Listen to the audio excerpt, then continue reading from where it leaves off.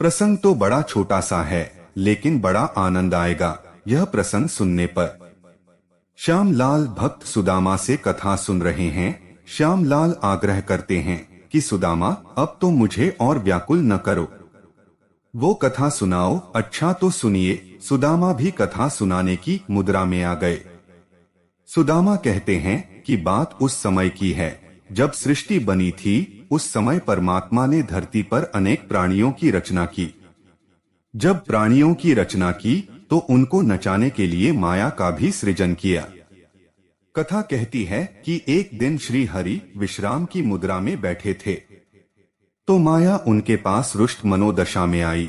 श्री हरि ने माया से रुष्ट होने का कारण पूछा तो माया ने कहा कि महाराज, आपने जिन प्राणियों की रचना की है वे न केवल दीर्घकर है वरन बहुत ही कुरूप भी हैं। अच्छे नहीं दिखते, अत उनके आहार, मुद्रा, भय और काम क्रोध के मध्य डोलते डोलते मेरी दुर्दशा हो गई है। तब श्री हरि ने कहा, आओ मैं तुम्हें एक नई रचना दिखाता हूँ। फिर वे माया को अपने सृजन कक्ष में ले गए। वहाँ एक मंच पर वस्त्र से कुछ ढका हुआ था। माया ने पूछा, प्रभु यह क्या है? श्री हरि ने उत्तर के रूप में वह वस्त्र हटा दिया। उस रचना के अनावृत होते ही माया ठगी सी रह गई। माया ने आज तक ऐसी सुंदर रचना नहीं देखी थी। उसने चकित होकर पूछा भगवान से कि यह क्या है प्रभु, इसका नाम क्या है? और आज तक जितने भी लोगों की रचना आपने की है उनमें इस प्रकार के सुदर्शन जीवधारी का मैंने दर्शन ही नहीं किया है, यानी इतने सुंदर यह मैंने पहले कभी नहीं देखा है।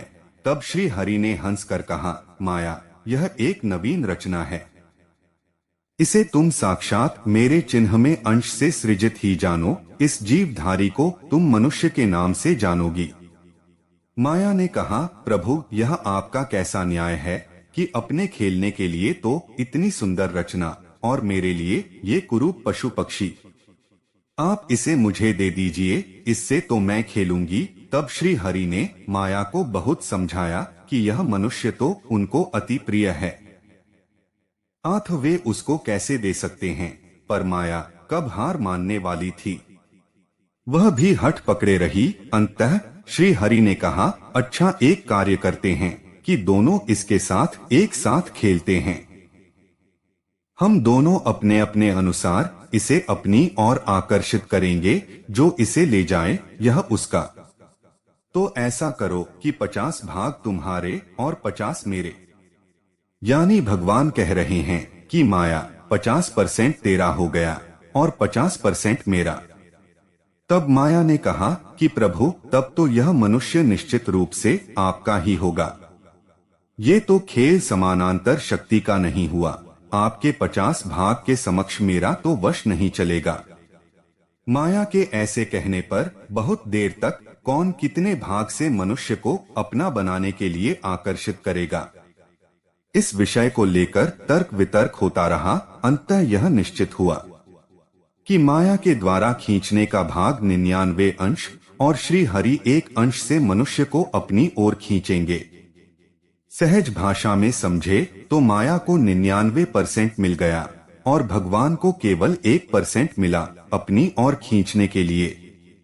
तब माया शंकित स्वर में बोली कि प्रभु, इतना सब होने पर भी आपको एक प्रतिज्ञा और पूरी करनी होगी कि 99 अंश से जब खींचूगी तो अपने पूरे वैभव और ऐश्वर्या के साथ मनुष्य को दिखाई दूंगी। अर्थात मैं मनुष्य को सामने से खींचूंगी, पर आप जिस एक अंश से उसे खींचेंगे वह अप्रत्यक्ष होगा। आप अगोचर अदृश्य होकर खींचेंगे, अर्थात आप छुप कर खींचेंगे और सामने से उसे नहीं खींचेंगे। कहते हैं कि तब से मनुष्य के साथ माया और परमात्मा दोनों खेल रहे हैं। माया साधनों के माध्यम से मनुष्य को दिखती हुई और उसके मन को बांधकर अपनी ओर खींचती जा रही है। वहीं दूसरी ओर श्री हरि अप्रत्यक्ष रूप से मनुष्य को अपनी ओर खींच रहे हैं। पर जिस मनुष्य पर श्री हरि रीझ जाएं, उसके सम्मुख माया पटक पटक कर मर जाती है। किंतु वह उसकी ओर देखता तक नहीं। ऐसा भक्त माया की ओर नहीं देखता।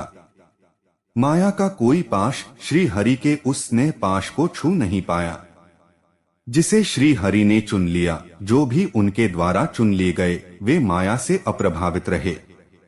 श्यामलाल यह कथा सुन रहे हैं।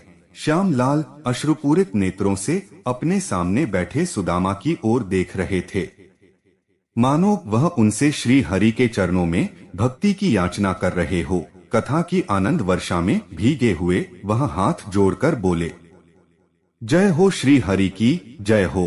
कितना सुंदर प्रसंग है यह। अब ये हमारे ऊपर है कि हम भगवान की ओर जाना चाहते हैं या माया की ओर जाना चाहते हैं। भगवान के पास केवल 1% है और माया के पास 99% है। तो हम भक्ति के माध्यम से, सेवा के माध्यम से, नाम जप के माध्यम से अपने प्रभु को रिझाएं। वह 1% भी काफी है। दोस्तों, आज की प्रस्तुति आपको कैसी लगी नीचे कमेंट करके अवश्य बताएं। ऐसी ही और धार्मिक कहानी सुनाने के लिए हमारे चैनल को सब्सक्राइब करें।